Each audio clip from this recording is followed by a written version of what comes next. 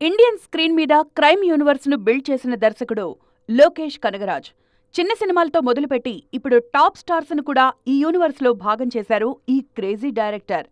సూర్య, కమల్ హాసన్, విజయ్, రజనీకాంత్ లాంటి టాప్ హీరోలు లోకేష్ యూనివర్స్ లో స్క్రీన్ మీద కనిపించారు. దర్శకుడుగా లోకేష్ మరో కొత్త ప్రయోగం కూడా చేస్తున్నారు. తన సినిమాల్లో టాప్ హీరోలను విలన్స్ గా చూపిస్తున్నారు ఈ క్రేజీ డైరెక్టర్. మాస్టర్, విక్రమ్ సినిమాల్లో విజయ్ సేతుపతి నెగటివ్ రోల్లో కనిపించారు. విక్రమ్ క్లైమాక్స్ లో స్టార్ హీరో సూర్య రోలెక్స్ క్యారెక్టర్లో కనిపించి షాక్ ఇచ్చారు. విజయ్ హీరోగా తెరకెక్కిన లియో సినిమాలో multilingual star Arjun, Bollywood senior hero Sanjay Dutt villains గా కనిపించారు. లోకేష్ ప్రయోగాలు ఇక్కడితో అయిపోలేదు. ఏకంగా సూపర్ స్టార్ రజనీకాంత్ ను విలన్ రోల్లో చూపించేందుకు ట్రై చేశారు. కూలీ కన్నా ముందు రజనీకి మరో కథ వినిపించారు లోకేష్. ఆ సినిమాలో రజనీ మెయిన్ విలన్ గా నటించాల్సింది.